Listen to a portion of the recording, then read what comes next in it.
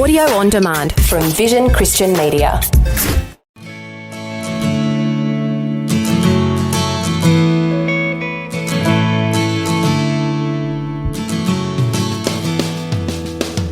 We're going to give these boys the big picture of life.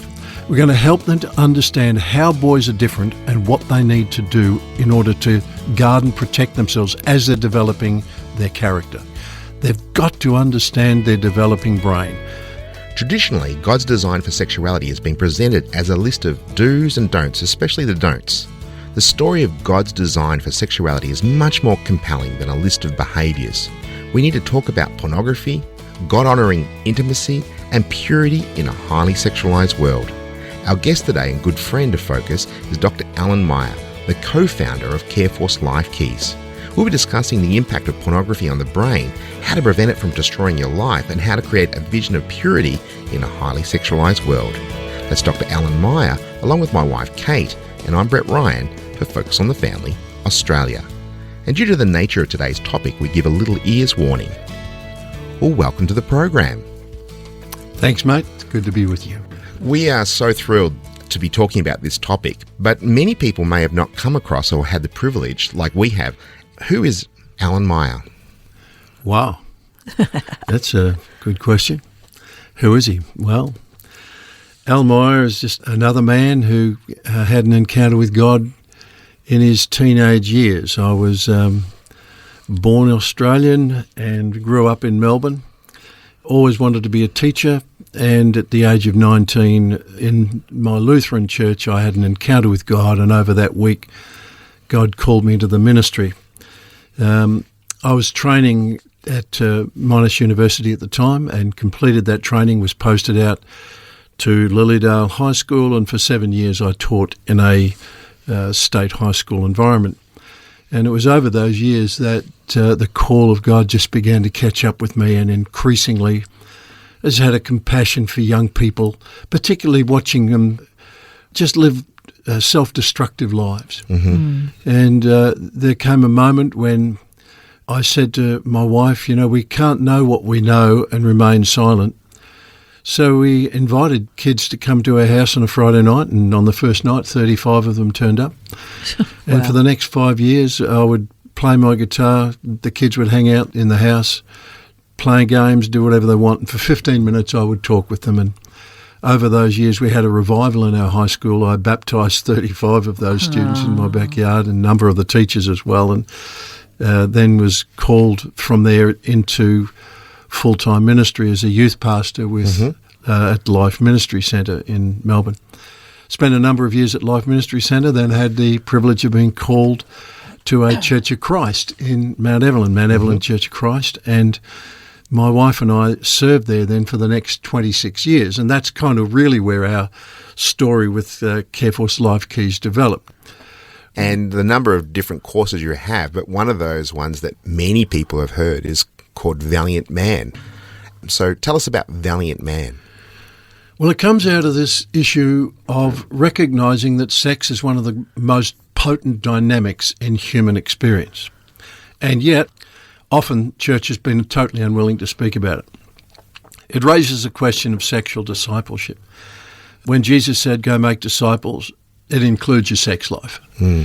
And I was raised in a Bible-believing church, and in 27 years never heard a single message on sex. And that's just inappropriate, especially in a world where, the sexual pressure from culture is extraordinary. I served in the high school campus, and when you ask the question, well, who needs sexual discipleship, the answer is pretty much everybody. Young singles need it. I watched it in the high school campus. I watched kids see their lives, the directions of their lives just derailed by a tragic little romance that went wrong. Young singles need it, particularly as they're searching for someone with whom they could spend the rest of their life. They need a lot of coaching with that. Parents need it because they're responsible to help their kids, and often they've had none of that themselves. Single, again, adults need it, especially where they've been married and through divorce or death, they're now single again and they didn't get any help the first time round. Now they're in a more complex world and a more complex age, trying to sort that out. They need it. Men need it. Men need it more than anybody else. And that's what gave rise to the Valiant Man course. It's not that women don't need it, it's that men need more. Married people need it. We make the assumption that married people can have sex. Well, they can read a book. They don't need help. The reality is they do. Survivors of sexual abuse really need a lot of help because sexual abuse is such a damaging encounter. And then those, particularly in our generation, confused over their gender alignment and over their sexual orientation. They need help. Yes. For me, I guess I've initially focused on young singles because of my involvement in youth ministry. But then as I led a church over years, men became perhaps the most important focus of my concern over sexual discipleship, particularly by virtue of the fact that men need more help than anybody. And as Gottman says in his marriage encounters and in his marriage coaching, it's what men do in a relationship that is the key factor as to whether relationships succeed or fail. Yeah. You mentioned something happened in Toowoomba. What happened? Yeah, the experience at Toowoomba was an eye-opener and a real stimulus to want to do something more for these young men. My focus had been on older men, particularly married men. But as I heard the stories over that week, including one, for example, where a school had to purchase a bus exclusively for the use of girls because boys were pulling out their mobile phones, suddenly putting pornographic stuff in front of girls' faces and traumatising them. And as a result, they were no longer safe, travelling on the same bus as the boys. And the provocation to me then was somebody's got to do something.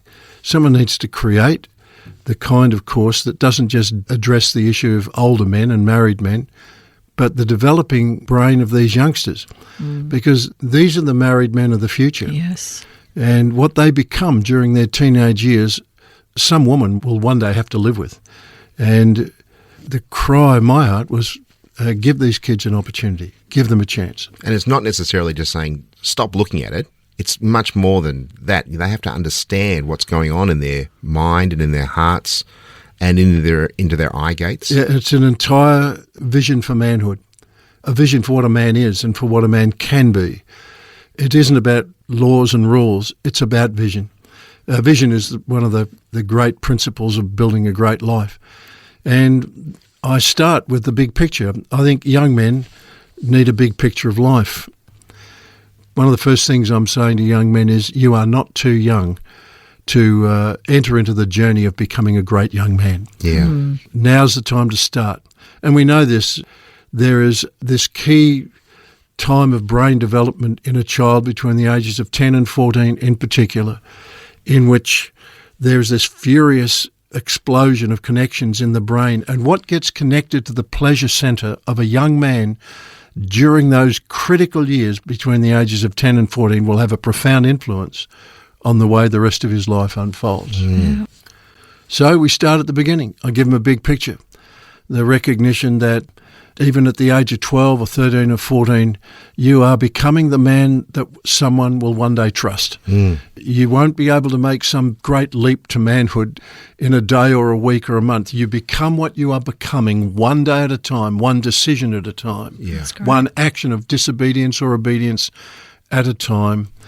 And I love to give them some insight into the fact that life is critical. When the Chinese were seeking to create a symbol for the word crisis, they came up with two symbols and put them together, the symbol for danger and the symbol for opportunity.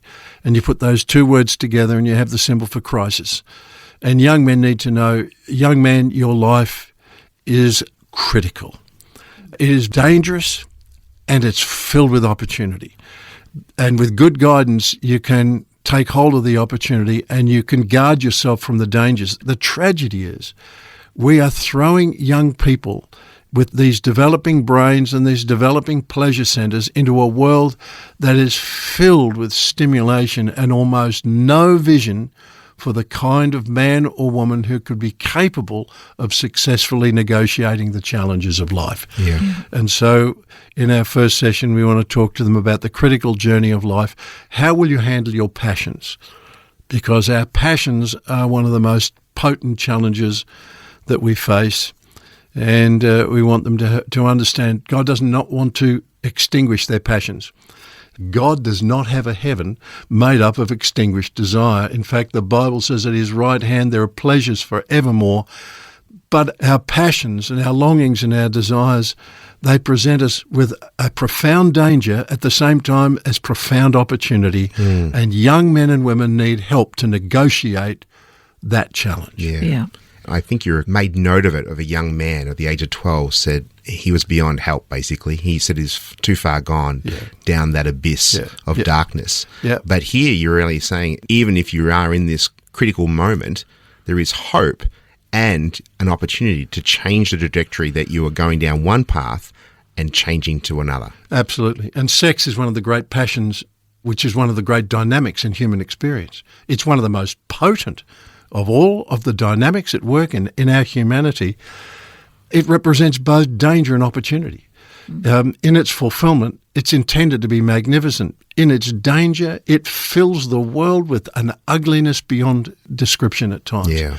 And we're saying to young men, you are not too young to begin to understand both the danger and the opportunity and begin the process of becoming the kind of man that a woman or a child could trust for the rest of their life. Yeah, fantastic.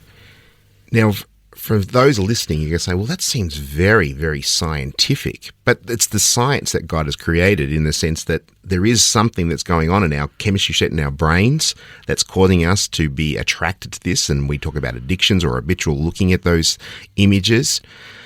How do we address that in our own bodies and our own minds and our own gait? What you're saying is we have to have a greater understanding of why we're attracted to this at the same time. Ignorance is not a plan for life.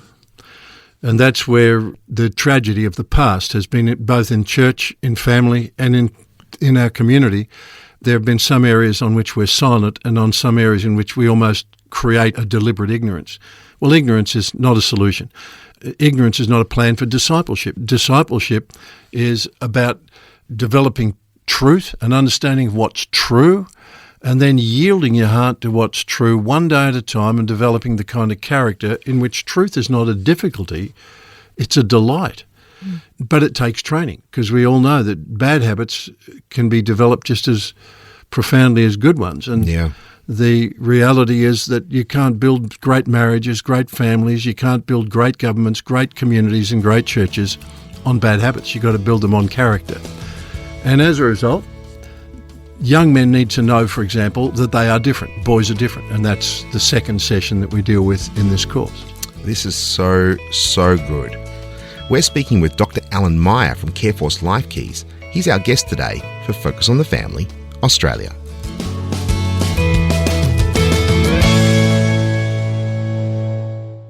The Word for Today is Australia's most widely read daily devotional, designed to give you practical teaching to keep you focused on your relationship with Jesus. Read it online or subscribe to the free printed edition at thewordfortoday.com.au.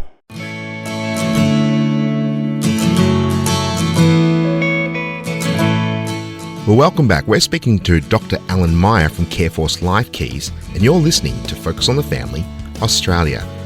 Just a little while ago, before the break, we started talking about the difference between boys.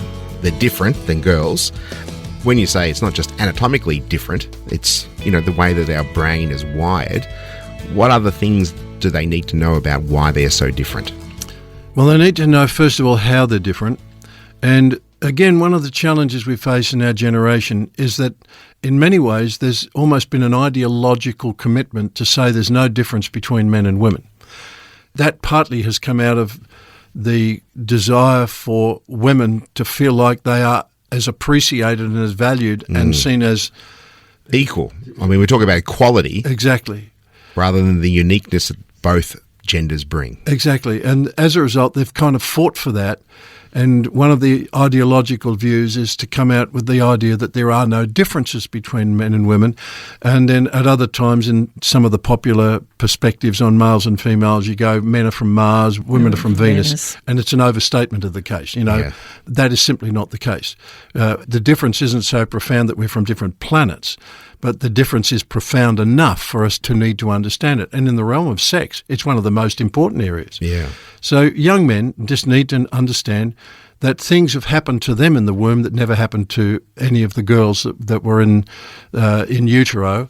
They need to understand that their brains were rewired in ways that girls' brains never were, and that produces a sensitivity to testosterone, and it produces a sensitivity in terms of their sight.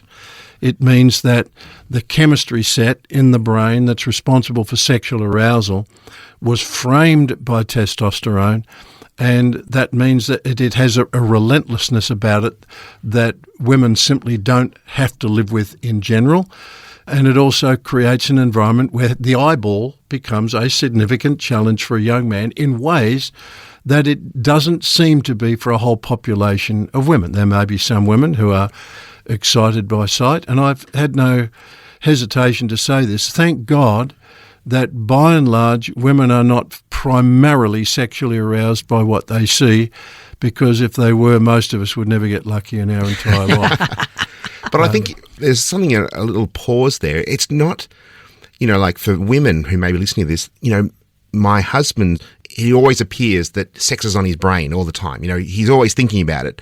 But even just to have that understanding and appreciation that it's just the way that we've been designed is a sort of an opportunity to say, that makes sense now.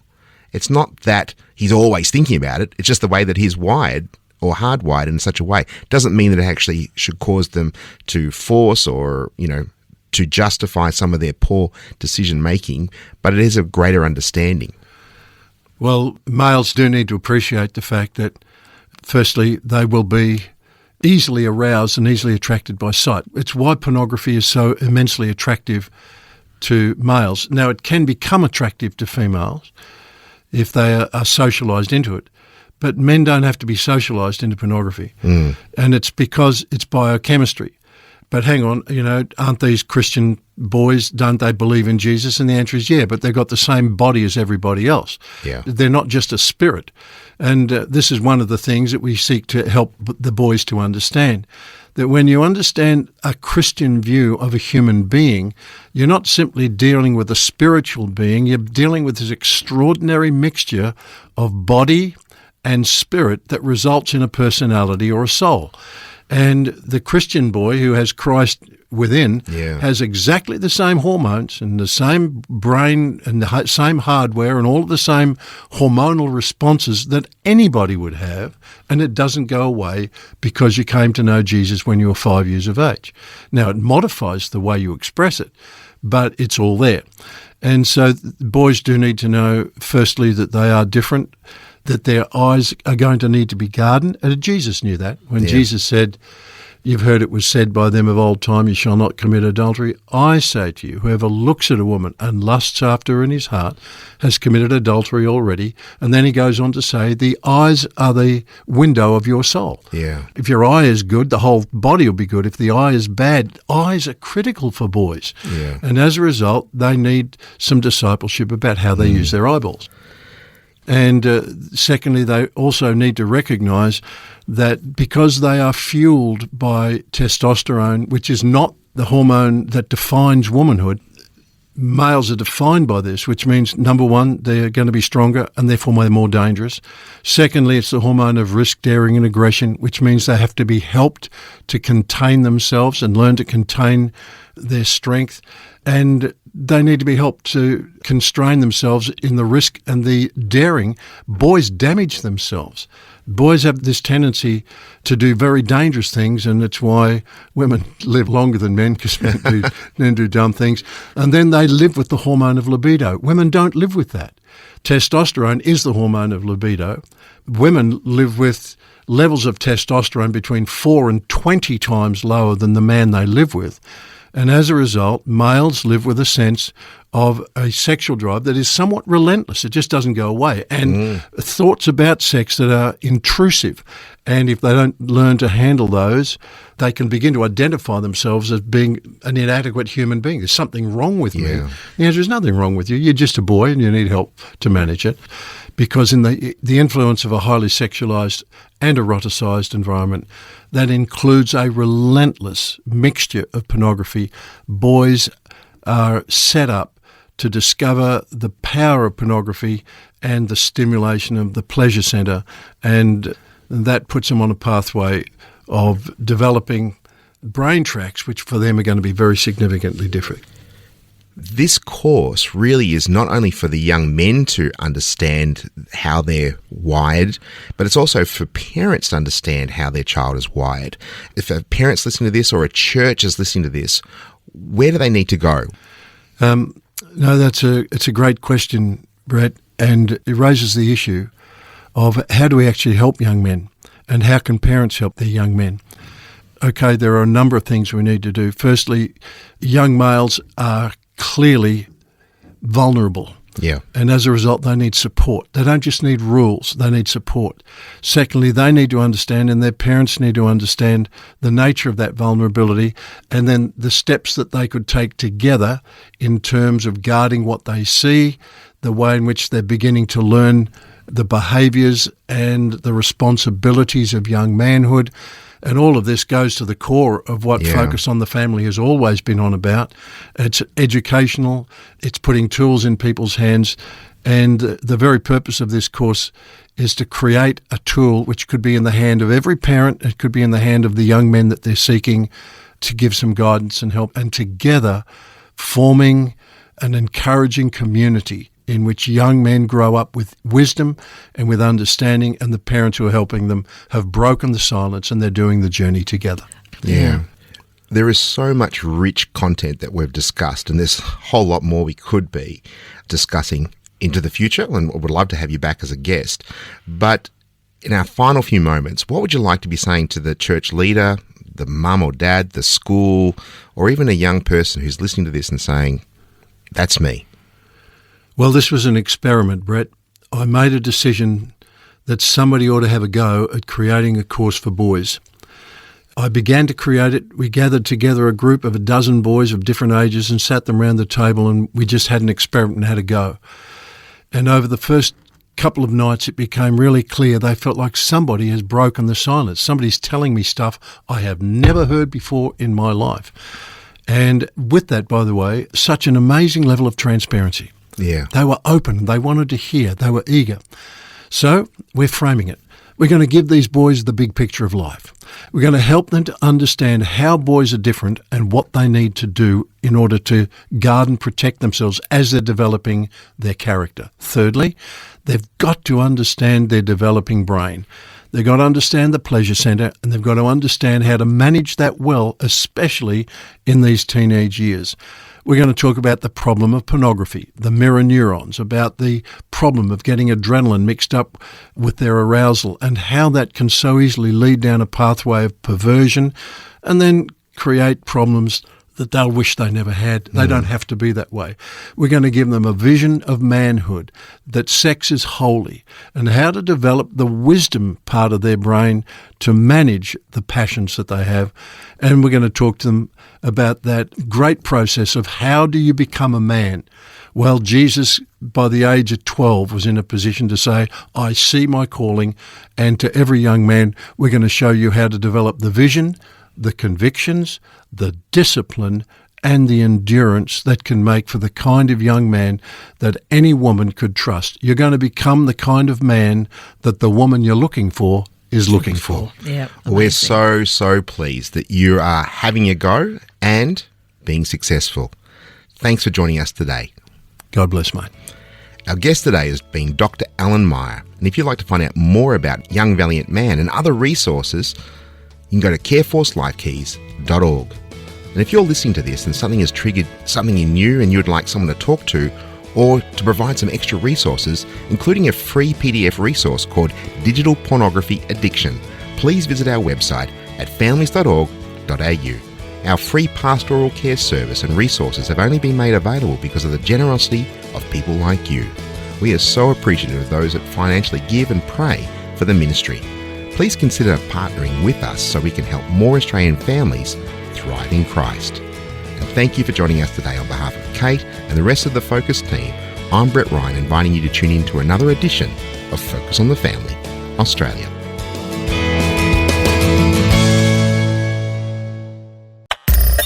Thanks for taking time to listen to this audio on demand from Vision Christian Media.